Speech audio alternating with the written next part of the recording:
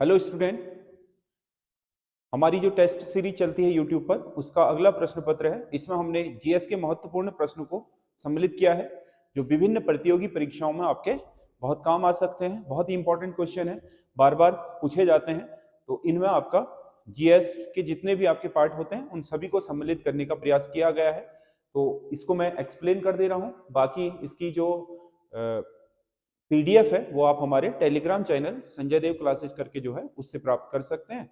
और बाकी अगर आपको उत्तराखंड में जो समूह आदि की टेस्ट सीरीज लेनी है पूरी जो 100 नंबर की है, तो वो हमारा जो एसएस स्टडी ऐप है वहां से इंटरमीडिएट लेवल परीक्षा करके हमने वहां टेस्ट सीरीज चला रखी है, उसे भी ले सकते हैं। और बाकी दरोगा की तैयारी करना चाहते हैं तो हमारी लाइव क्लासेस चल रही हैं 10 साढ़े 10 बजे से आपका 2 बजे तक हर दिन, और उसकी रिकॉर्डेड क्लास की व्यवस्था भी है उसमें और टेस्ट सीरीज भी उसी में है, वो भी आप ऐप से ले सकते हैं। तो मैं यहाँ इसको एक्सप्लेन कर दे रहा हूँ। एक पंचायत का क्षेत्र कौन निर्धारित करता है? पंचायत का क्षेत्र मतलब पंचायत की जो आपके टेरिटरी होती है उसे निर्धारित करने का काम किसका है? क्योंकि पंचायती राज राज्य का विषय है, तो राज्य का निर्वाचन आयोग ही आपका राज्य में पंचायतों का परिसीमन तय करता है, पंचायत का क्षेत्र कहां से कहां तक हो। अगला क्वेश्चन है, हाल ही में चर्चा में रहा बागीर क्या है? बागीर आपका भारत का एक पनडुब्बी है, आईएनएस बागीर नाम से।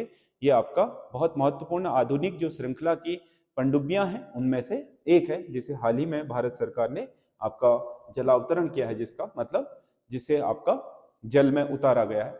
हाल ही में यूनेस्को की विश्व धरोहर स्थलों की अस्थायी सूची में शामिल वडनगर आपका वडनगर शहर किस राज्य में स्थित है? वडनगर नरेंद्र मोदी का गृह क्षेत्र है, ये आपका गुजरात में स्थित है वडनगर, जिसे यूनेस्को ने हाल ही में विश्व धरोहरों की अस्थायी, विश्व धरोहर सूची में नहीं अस्थायी सूची में सम्मिलित किया गया है। अगला क्वेश्चन है, किस भारतीय राज्य में सर्वाधिक लंबी सीमा, किस भारतीय राज्य की सर्वाधिक लंबी सीमा म्यांमार के साथ बनती है? म्यांमार के साथ सीमा 4 राज्यों की लगती है भारत की। सबसे ऊपर अरुणाचल, उसके बाद नागालैंड, फिर मणिपुर, फिर मिजोरम। इन चारों में से जो सबसे लंबी सीमा है वो अरुणाचल प्रदेश की है। चारों में से सबसे लंबी सीमा अरुणाचल प्रदेश की लगती है आपके म्यांमार के साथ। निम्नलिखित में से कौन सी जलधारा अटलांटिक महासागर से संबंधित नहीं है? जलधारा मतलब जो आपके समुद्री जल का करंट होता है, फ्लो होता है, क्योंकि समुद्र जल भी एक स्थान से दूसरे स्थान को चलते रहता है। तो इसमें आपका जो अटलांटिक महासागर से संबंधित नहीं है। रेनिल धारा अटलांटिक महासागर की है, इरमिंगर की धारा अटलांटिक की है, कनारी जल धारा अटलांटिक की है, और कैलिफोर्निया की धारा आपका प्रशांत महासागर की है।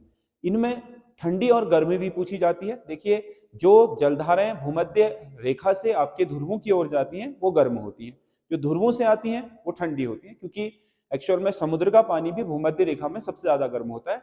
ध्रुवों की ओर बढ़ने पर टेम्परेचर गिर जाता है। आपको ये पता होना चाहिए कि जो आपका भूमध्य रेखा है वहां से अगर हम एक अक्षांश ऊपर बढ़ जाएंगे तो जो आपका पानी का टेम्परेचर है वो 0.5 डिग्री यानी कि आधा डिग्री क्या हो जाएगा? कम हो जाएगा। दोनों तरफ जाने में औसतन यही होता है। जो समुद्री जल के तापमान का वितरण है आपका उत्तर से दक्षिण भूमध्य रेखा पर सबसे ज्यादा होगा। इससे ऊपर को या नीचे को जाने पर प्रत्येक अक्षांश में 0.5 डिग्री यानी कि हाफ डिग्री क्या हो जाता है? कम हो जाता है। इसी वजह से ध्रुवों पर पानी ठंडा होता है। यहां से जो भी जलधारा चलेगी, इससे चले या इससे, वो हमेशा ठंडी होगी। और जो आपका भूमध्य रेखा से कहीं की ओर चले तो ये जल क्या होगा? गर्म जल होगा। तो इसी आधार पर पहचाना जाता है। ये याद करने का विषय नहीं है बल्कि समझने की जरूरत होती है इसको। देश में उपभोक्ता संरक्षण अधिनियम कब लागू हुआ? उपभोक्ताओं के हितों के संरक्षण के लिए उपभोक्ता संरक्षण अधिनियम 1986 लागू हुआ था, जिसके बाद आपके विभिन्न कानून बना दिए गए कि अगर कोई दुकानदार या कोई व्यापारी अगर किसी उपभोक्ता को किसी भी वस्तु या व्यापार में आपका ठगी करता है तो उसके विरुद्ध कठोर कानून होंगे। और उसके लिए आपका उपभोक्ता अदालतें भी स्थापित की गई हैं। आपको पता है जिला फोरम, स्टेट फोरम और केंद्रीय आपका जो उपभोक्ता अदालत है वो अलग अलग जो आपके मामले हैं उनमें, जैसे 20 लाख तक के मामले जिला उपभोक्ता फोरम में होते हैं, 20 लाख से 1 करोड़ तक के उपभोक्ताओं के मामले आपका जो स्टेट जो उपभोक्ता फॉर्म होती है उसमें होते हैं, और जो आपका 1 करोड़ से ऊपर के मामले होते हैं, सॉरी 20 लाख तक जिला उपभोक्ता में, 20 से 1 करोड़ तक आपका जो स्टेट की होती है उसमें, और 1 करोड़ से ऊपर वाले मामले जो केंद्रीय आपका उपभोक्ता जो अदालत है उसमें सुलझाए जाते हैं। तो वो इसी के तहत निर्धारित की गई है। अगला क्वेश्चन है, किस वंश के शासकों द्वारा छत्रप प्रणाली आरंभ की गई? भारत में छत्रप प्रणाली शुरू करने का श्रेय जाता है कुषाणों को। कुषाण पहले शासक थे जिन्होंने भारत में छत्रप प्रणाली की शुरुआत की थी।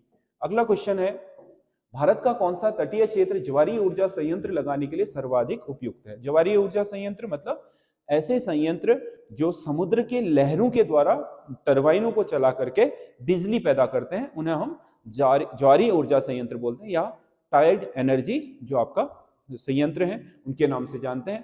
तो भारत में जो सबसे अच्छे ज्वार आते हैं वो आपके गुजरात तट पर आते हैं, इसीलिए कच्छ की खाड़ी इसके लिए सबसे अच्छा क्षेत्र। आपको पता है गुजरात का जो कांडला बंदरगाह है वो एक ज्वारीय बंदरगाह है। ऊंचे ज्वारों के साथ जहाज अंदर आते हैं और भाटाओं के साथ बाहर चले जाते हैं, तो उस क्षेत्र में ज्वार थोड़ा प्रबल रहता है। तो इस कारण से भारत में ज्वारीय ऊर्जा के लिए सबसे अच्छा क्षेत्र कच्छ की खाड़ी क्षेत्र माना जाता है, यानी कि गुजरात तट।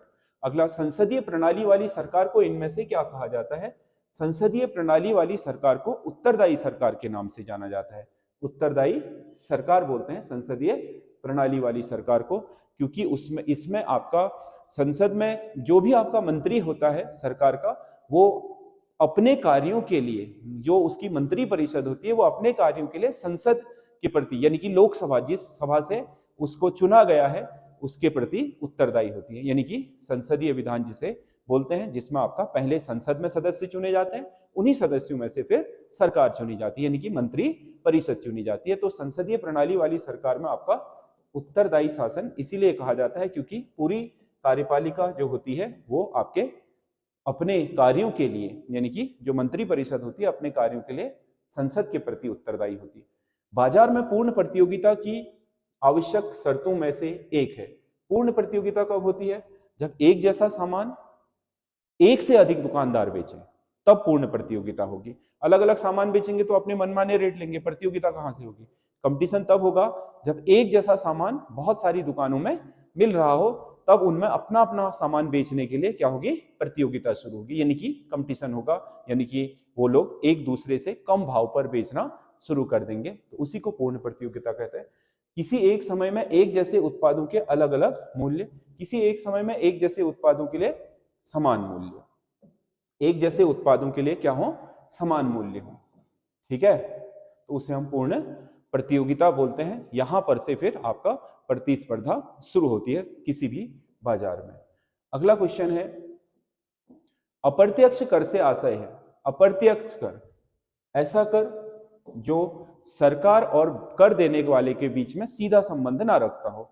सरकार कर किसी और पे लगाता है, वो उसे टाल करके किसी और पे डाल देता है। जैसे मान लो आपने एक रिचार्ज कराया 300 रुपए का, मतलब 50 रुपए का, आपको 41 ही रुपए मिले, तो इसका मतलब वो पैसा लिया तो आपसे गया है 9 रुपया जो टैक्स के रूप में, लेकिन आप उसे सरकार को नहीं दे रहे हो, बल्कि आप उसे कंपनी को दे रहे हो, कंपनी सरकार को देगी।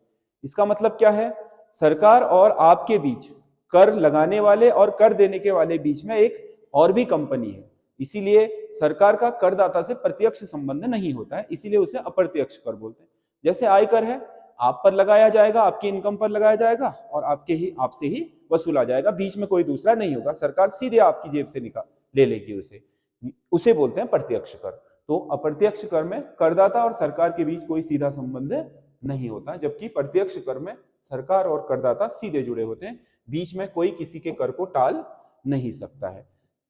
अंतरराष्ट्रीय मुद्रा कोष की स्थापना हुई थी। अंतरराष्ट्रीय मुद्रा कोष और वर्ल्ड बैंक ये आपके ब्रिटेन वुड ट्विंज कहलाते हैं, यानी कि ब्रिटेन वुड सम्मेलन जो हुआ था अमेरिका में, उसके फलस्वरूप आपके इन दोनों संस्थाओं का उदय हुआ था, इसलिए इनको ब्रिटेन वुड की जुड़वा संस्थाएं कहा जाता है।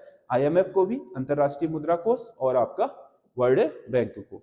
कौन सा एक सुमेलित नहीं है? इको मार्क किसमें दिया जाता है? पर्यावरण गुणवत्ता, बिल्कुल सही है। हॉलमार्क किस क्षेत्र में दिया जाता है? स्वर्ण आभूषणों को, बिल्कुल सही है। रग मार्क किसे दिया जाता है? बाल श्रम निदेश को। एग मार्क किसे दिया जाता है? औद्योगिक उत्पादों को, बिल्कुल गलत है।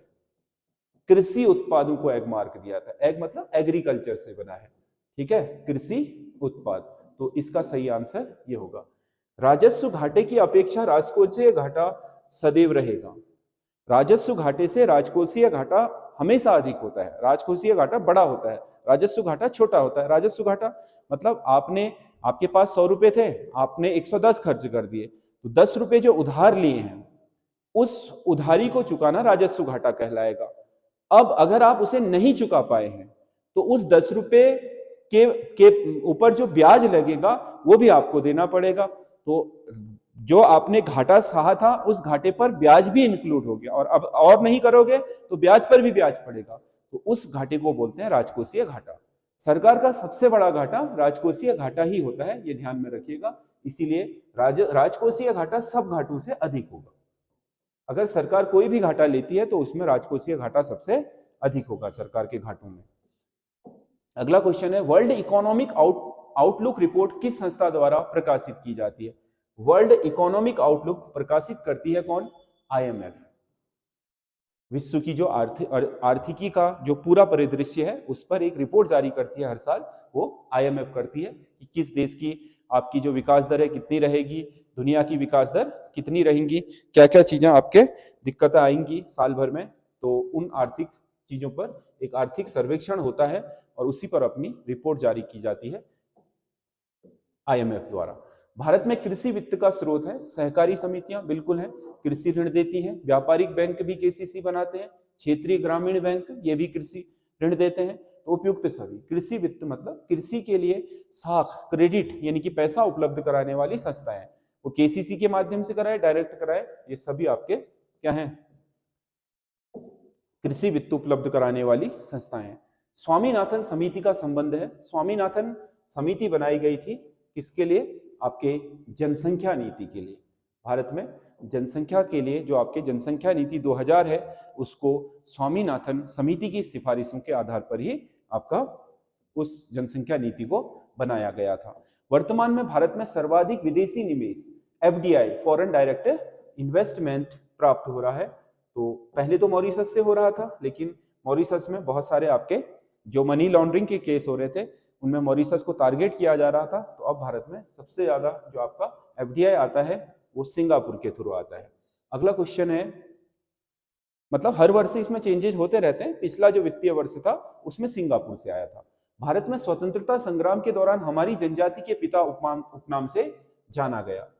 भारत में स्वतंत्रता संग्राम के दौरान हमारी जनजाति के आपके पिता कहा जाता था विवियन हेनरी डेरेजियो को, जिन्होंने यंग बंगाल आंदोलन चलाया था।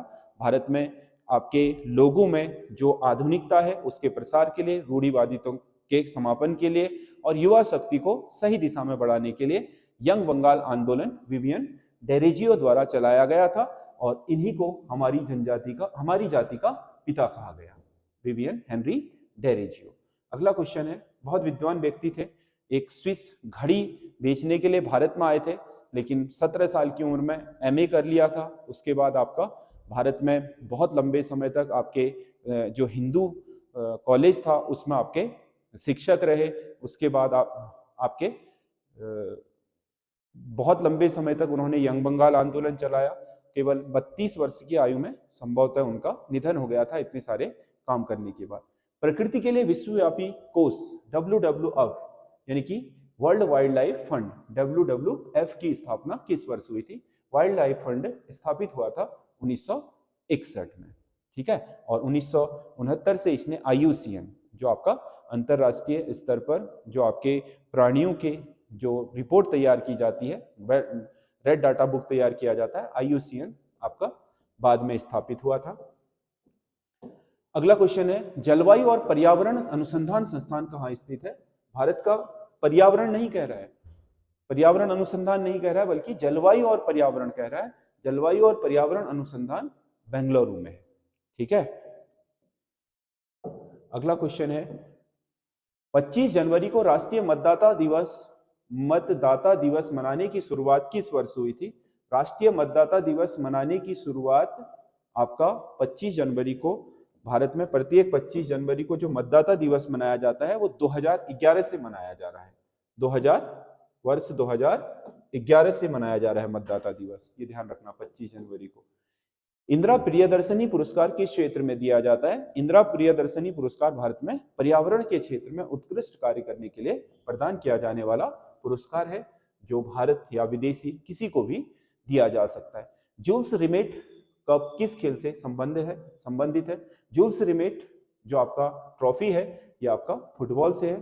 फुटबॉल की जो आपके शुरुआती वर्ल्ड फीफा की जो शुरुआती आपके ट्रॉफियां थी जो वर्ल्ड कप की, उन्हें जूल्स रिमेट ट्रॉफी कहा जाता था।